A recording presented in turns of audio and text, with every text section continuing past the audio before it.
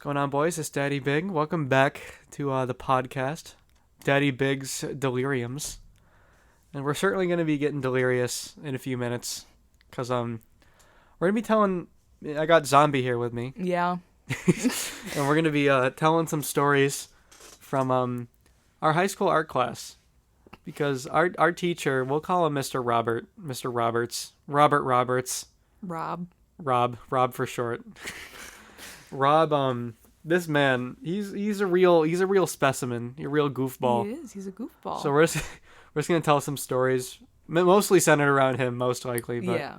We'll see how it goes. Yeah. So, want to kick us off with anything? Kick us off. Oh my gosh. I don't know. My first experience with Mr. Roberts was my first, high school orientation where you go around to each of your teachers and get supplies from them. And this was going to be for online school. So you'd have to go around, you met them in person briefly, and then you were online with them for the rest of the year. So I went to my art room expecting some I don't know. I usually see art teachers as ladies with colorful hair and big glasses and just eccentric. Yeah. And then I go and I see this most howdy doody country man, full grown beard, flannel, looks like he just got done from his lumberjack job, hands me art supplies, and I'm like, alrighty then. So that was my first experience. Yeah, bro. What a guy. What a guy. Mr. Roberts. Oh my gosh. I remember because we were we in the same class for art? We weren't, were we? No, I don't think so. Our freshman year, I think we had different class hours. But yeah, he was just a real wacky fella, you know. Mm-hmm. And it's just I remember one day when we were working on sculpture projects, we basically just had to build a nature kind of sculpture. Yes. Oh my goodness. And he pulls up to class, you know, we all log onto the class, and all we see from his frame on the Google Meet is just this snowy expanse. Yes. And we're just where is he? Literally 5 minutes into class, you just see him leaning in from the upper corner of the screen. He's just hey. He's just I'm out here working on a sculpture.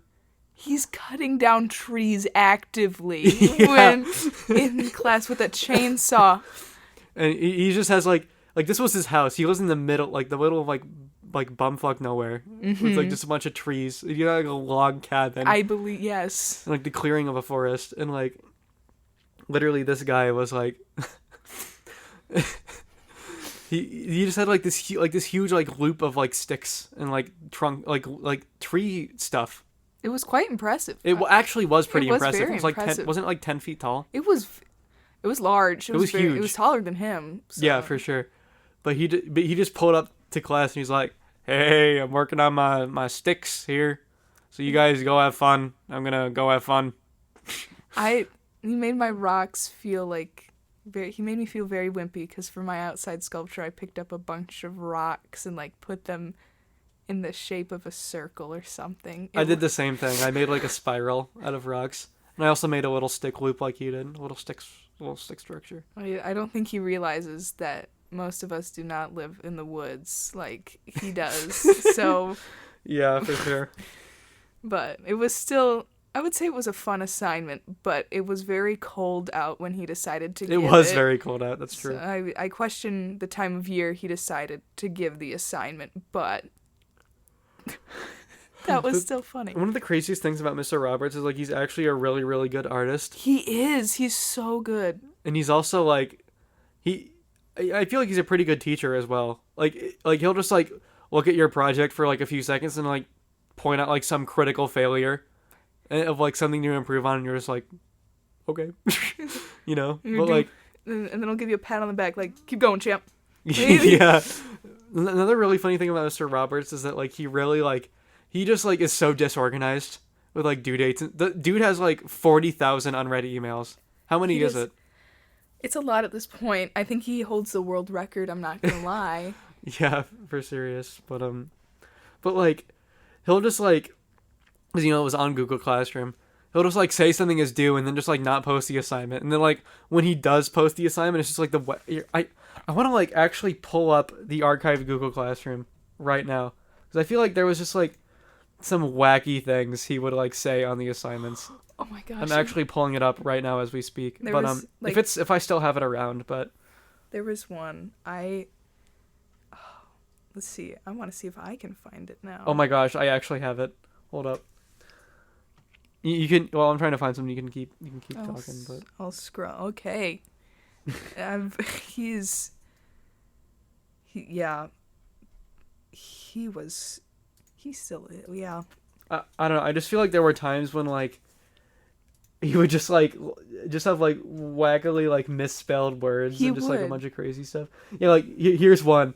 There was an assignment called Unconventional Media Artist Research, and the entire description he gave us is, "Please read the attached." Please read the attached. Like, I thought there was one where, like, he put pain instead of paint. And, like, that's really funny. I hope I have it somewhere. That would be really cool if I had it. It would be funny. It's, oh boy. But, honestly, like, my freshman year, I took the, like, entry-level art class. Mm-hmm. And it was fun, but I feel like it would have been a lot better if I was in person. Yeah. Because, like, I wasn't really given a reason to work on stuff, you know, because it was like, oh, tune into art class and just, like, play Smash Bros, you know? That's actually what I did. My TV is behind me, and I would physically turn around with my camera on and play Smash Bros sometimes. For real.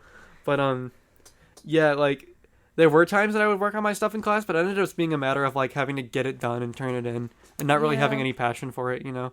Because I didn't really do it in class, but now that, it was art class ended up being a lot better when we got back to being in person, when I took it for later years. Mm-hmm. But yeah, so back to some wacky Mr. Roberts stories. You got anything? The one thing I can think of, like, right now off the top of my head is that he had this, like, plastic cockroach. What? I have not heard this. He had, like, this plastic cockroach, and he really wanted to see if he could scare people with it. And so I remember he was successful a few times, but essentially the person I sat next to, and I were just drawing, and he comes up behind them and, like, tries to, like, place the bug on their shoulder or something, and he just looks at me and, like, holds his finger up to his mouth and, like, shh, like, don't say anything. I'm like, I didn't want to ruin his fun. And it was so funny. The bug, like, fell perfectly. It was, like, the perfect jump scare. But the person who sat next to me was just deadpan. Like, what? Like, was just confused. And I felt so bad because, like, his funny prank didn't work. And oh my gosh. Yeah. He is a bit of a practical jokester, isn't he? He is. A bit of a regular prankster. Yeah. There was a time that we were talking about, I'm like, when is this due? And one of the people in my art class is like, when is he never gives due dates. And like, I know, but he scares me sometimes. And I'm like, because sometimes he'll be like, oh, turn it in tomorrow. And I didn't know. And then I turn and look, and he is over there with like pen caps on his fingers, like looking at me, like wiggling his fingers around because he heard that I'm like, he scares me. And then he's look over and he's doing that. Oh, he's like one of the least mature people I know in a lot of ways. He's great. Like he's literally just such a goofball, but he's such a good artist too. I know. He just flexed on it in online art class. I remember it was like the first day, and he's like, "Look what I did on the back of my truck." And then the back of his truck was like all muddy, but he took like an eraser and carved out this like intricate portrait of a deer in the back of his truck. Out of mud. Out of mud. I think I remember that, actually. It was Or, like, gorgeous. I remember in his class, he has, like, this charcoal drawing he did that's, like, like it's like a portrait, and it's, like, photorealistic. Mm-hmm. You know that one? Yeah. It's just, like, that's just crazy to me, you know? I think that's of him as well. I think it was a self-portrait. Oh, yeah, it is of him. Yeah, self-portrait. It was, wow. Yeah, he's... In all of his beard having glory. I know. It's just, like... Dang, like I try not to make assumptions about a person, but like if I saw him, on the side of the road, I would not on the side of the road. That would be concerning. Let's first and foremost. But if I like saw him, like just walking down the street, I would not look at him and say, "You're an art teacher." Like that is not. It's kind of crazy. It is crazy. But like, dude, I remember one time, and what he'll do is he'll just like go on these rants and these tangents, and like, oh my goodness, like. There have been times when like, cause he like does a bunch of like kayaking and outdoorsy stuff. There was one time like we were just like working on our projects, and he was like, he like had this video of him like doing like this white water rapid simulation. Yes. He pulls up this video and it's edited, and it has circus music like of him sped up on this whitewater rapids course, just falling and like twisting and turning a bunch of times, and he was just like, oh, and he was just, and he like whenever he would fall in the video, he'd just be like, oh, haha, you just like start laughing at himself. Oh my! And then gosh. like at the end, there was like this really like bad transition screen that said like the end. It was like. It was like the iPhone video maker, Literally. like default, the end. Oh my gosh! Oh and my like, God. like there was one time he was gone for like 3 days, and like the day he came back, he was like, "Yep, I was kayaking." He needed some me time. He needed some me time. He needed some kayak time. Yeah, What a what a guy. What a guy. But no. Then there was one time he was on his computer, and he was like, "Hey, check this out," and he pulled up Google Earth, and literally like went to all of the major locations in his life, and he could find them in like he literally knew exactly, like he like found the high school, his house, his childhood home super precisely, just using the mouse in like 30 seconds apiece. From all the way zoomed out. He's got a map in his brain. That's what he said. I was like, "How did you do that?" And he was like, "What? You don't have a map in your brain?" Then he started laughing at himself. Like he always just laughs at himself, bro. Oh my gosh, I don't know if I told you this story, but one time when I was leaving art class, and like when we had art class together, it was, the funny goodbye bestie bit, and I said, "Oh yeah," I said goodbye bestie, and he's like bye. He thought I was. He thought I was. I remember that. I thought I was talking to him, and I'm like, I mean, Yeah. I guess Mr. King's a bestie. Yeah, I guess he might be, but And that was so funny. but yeah, that was it was something. Oh my! I was there for that. No, I remember because you said to me, you're like, "Bye, bestie," and he just laughed and he was like, "Bye." He's like, he does his little chuckle. Bye. His little chuckle. Oh my god. But no, really getting the meat and potatoes here. Meat and potatoes. The conspiracy theories. He is conspiracy theories. He is a conspiracy theorist. To be quite frank. Oh my gosh. He spent I was there for it in class one time my junior year. He spent about 20 minutes talking about like ancient civilizations and like 15,000-year-old stone monuments, like these ancient like cities, and then he was like, so basically Sasquatch is real. It's like he tied it all back. He claims that there's like this alternate human race that's like closely genetically related to us, that's like ultra intelligent and so smart that they haven't been noticed by us lesser humans in like millennia. But like he claims that all of the Sasquatch sightings are like those guys, like those ultra intelligent humans, and like all of these like ancient monuments and like buried cities are from them. And it's just like so whack. And like I remember my freshman year, I'm sure you remember this too. He would play Sasquatch Chronicles, this podcast, which is literally just rednecks just talking about their run-ins with Sasquatch. Yeah. Oh my, but what if he's right? What if he's right and we're the lesser human beings? Like he'll be the one laughing. He'll be the one laughing. He will. He will. I personally would love to just sit down one day with him at a table and have him explain this to me, like in depth, because I still don't understand the reasoning behind it, but I really would like to. I really would. Behind what exactly? Like his belief in Sasquatch. Oh. Like I would just like a rundown. I genuinely would. It would be very interesting. Because when I first met him, I thought the whole Sasquatch shtick was like a bit. It's not a bit. No, it's really not. It's kind of whack. It's kind of whack. But I mean, I guess if any art teacher, like if any kind of teacher is gonna like believe in Sasquatch, it's gonna be the art teacher.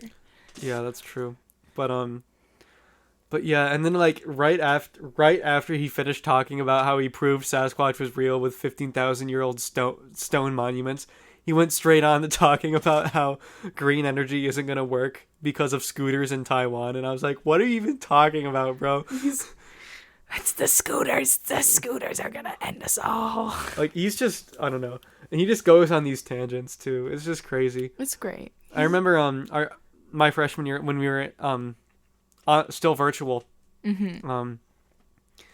I did this little goofy thing where I made a background for myself for the Google Meets, but the background was just like 5 of me. Like I like layered photos of myself. So it was just like 5 of me standing behind me in white t-shirts, and because I always wore white t-shirts to school because I was in my pajamas, you know. I had to restart the recording because I accidentally doxed my art teacher with his real name. But anyways, Mr. Roberts, one day I came into class with his background, and he it was like, "Oh, how'd you do that? That's really funny, you know." And I was like, "Oh, I taught him how to do it." So he went through like all of like the standard Google Meet backgrounds, and he was just laughing. And we got this picture of him. I took a screenshot of it, and you photoshopped like, because it was like over like a pink cloud background, and you photoshopped like cat girl gamer headset onto him. He's a gamer girl. And you called it Gamer Robert. It's Gamer Robert. Gamer Robert. He looked so happy. He did. He was so happy. Dude's really just a kid in a candy store like every day of his life. I just accidentally doxed the art teacher. As I was saying, I strive to be like Mr. Roberts when I'm older. Like, yeah, for sure. He's just very like, I don't know. He just seems so joyful. He seems content. And like, never seen a happier man in my life. I know. Like he just loves kayaking. He loves. I don't know. He gives me the impression he loves being here. Yeah, for real. Dude's just a proper goofball. But do we have any more like stories that aren't necessarily just focused on him from like art class? Art class. I'm trying to think. I'm really trying to think. There has to be something. Gosh, what was it? Because you took more years of art than I did. Because I skipped my sophomore year. I did. Gosh, I'm trying to think. It was mostly, I guess most of my stories are, like, secondhand stories from other people, because the table we sat at was the middle one, and that was, like, I don't want to say the quiet kid table, because we weren't necessarily quiet, but we were just kind of in the midst of it, and there were times where we would just sit in absolute silence and listen to everybody else, like, talk, and the conversations I've heard. You do hear some crazy things if you just listen into the art room conversations. You really do. I can't necessarily remember anything like crazy specific happen. I do remember one time I was doing my watercolor piece for sophomore year, and it was essentially like, it was a self-portrait of me, but I like put a ton of eyes all over me. It was like, and he like, Mr. Roberts comes up to me and is like, "Oh, that's creepy." Like I freaked him out a little bit. He's like, "Carry on." Oh my goodness. But yeah, I feel like really like this is just like, I don't know, man. I feel like all the stories are just so centered around him. They have to be, like, cause like if. But yeah, when he's not there, it's like, where's the personality? You know? Exactly. It's just like you're just drawn in a room. Yeah, for sure. But has he like imparted any major wisdom onto us or anything, or has it just been all goofy? I don't know how I forgot about this story, but oh boy, get strapped in. But I guess one thing that Roberts has taught me is that if you need a job done right, do it yourself, because oh boy, this man essentially, the janitors at our high school, oh my gosh, oh boy, did not do a good job of cleaning up this man's room at all. Like, it was bad. This and story. considering it's an art room, it's one of the rooms. It's one of the messier rooms. Yeah, 'cause you got like the chart, like everything from like ink to charcoal to paint Yeah. to I there's a bunch of stuff. I have like 2 stories that involve how, like, I guess how bad the janitors were at cleaning up Mr. Roberts' room. I'll start with a, I guess, less exciting one, I think, is that one day, the person who sits next to me and we're good friends, I would say, and we were ahead in our art projects, and we're just sitting there, like, you know what, let's just clean up this guy's floor for him. Like, we're not doing anything. Let's just clean up his floor. And so we just start sweeping. And I find an unwrapped tampon on this man's What? ground. Like, it's not I haven't heard this. It's not used, but it's unwrapped. And it's just on the ground. I'm guessing somebody was going to use it for, like, an art project, I hope, or something. Like a sculpture. But it was just out there on the ground. And I won the competition for most interesting thing found on the ground that day. I bet. But essentially, that's us relating to how bad the janitors were at cleaning this man's room. He started like protesting these janitors, the janitorial service. Oh my god. I think it started with he put signs on his door that were made entirely of paper towel. It was I saw them. This long roll of paper towel, and it was Dear Janitorial Company, and it was expressing how the paper towels were never replaced in his room. And it was this long sign, and that was just the beginning of his revolution. He basically declared war on our janitors. War. He wasn't stopping anytime soon. He started sweeping the floors, and he would gather up all of the dirt that was on the floors, and he would put them in envelopes, and he would date the envelopes of, like, this is how much dirt was on the floor this day. And he, I believe, went to, like, a school board meeting. That was his plan. I don't know if he ever executed this plan. We'll have to ask him. Make a part 2. We'll make get an update. But he allegedly his plan was to go and bring these envelopes to the school board meeting and present them on the table and like to make a statement that the janitorial service is not cleaning my room, and they're just envelopes. It's just collecting envelopes of dirt. I don't know if that's petty or not. Is that petty? I think it's petty, but it's petty in the, like, I don't know, the coolest way possible. I don't, like, that's just, wow. That's a bold move. It's dedication is what it is. Dedication. He did that every day, and he would date them. I was impressed. I was thoroughly impressed, I'm not gonna lie. Yeah. It's one way to get your message across. I mean, it is, honestly. It is. Oh boy. Yeah. I mean, really just turned into stories about Mr. Roberts, but yeah. I mean, that's pretty much the whole thing anyways. I can't believe I also forgot about his war on the janitors. Yes. That was like a major part of the arc. Exactly, the lore. The lore, yeah. But was there anything else I forgot about? I don't. You probably do have more stories than me. I probably do, but like I'm drawing a blank. I want to say drawing a blank. I'm drawing. Thank you. Be here all week. Until next Thursday. I don't know. I mean, I think other than that, I just think he's a cool guy. Like, I think he's a really cool teacher. Like, there was one thing.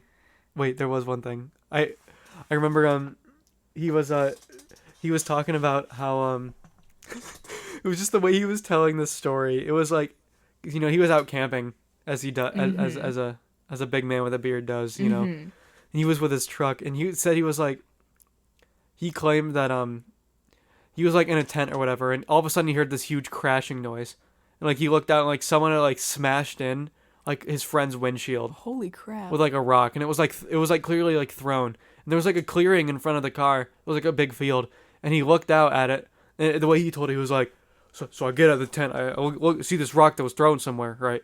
And I look out. I look out at the field, and I see it's probably like 100 feet, 100 feet far away. And, and then I would have caught someone if they were out there in the field throwing it. But I don't know. I don't know any man that can throw farther than 100 feet. It was another Sasquatch story all along. He just has such a funny way of telling. Like I just like because like he just has this weird effect on me where like I think he's like and like. And I remember my freshman year, he would tell all of these stories about like all the famous people that grew up in his town. He's like, yeah, that guy. I went to middle school with him, and it's like so hard to tell if he's being serious or not. But it's like, even though I think he's like full of it, it's like I'm so interested. You know what I mean? He just has that effect on you. He does. But he's a great teacher. He's a He's a guy. He's great. But yeah, I think that about expends our stories for now. Maybe if we come up with some more, we'll make a part 2. But yeah. But yeah. Any closing remarks on old Robert? I don't know. I think Mr. Roberts I think his lesson of if you can't, if nobody's gonna do it for you, just get it done yourself. Yeah, he's a self-sufficient guy. Don't be afraid to sweep dirt into envelopes. Yeah. Yeah. Be petty. Yes. You be a little petty. If you got to be a little petty to get something done, you do that. You sweep that dust in those envelopes. You make that sign. You unroll that paper towel. You unroll that paper towel. Oh my goodness. Yeah. Yeah. All right, well, guess I'll see you in the next one, boys. Thanks for listening. Daddy Big out.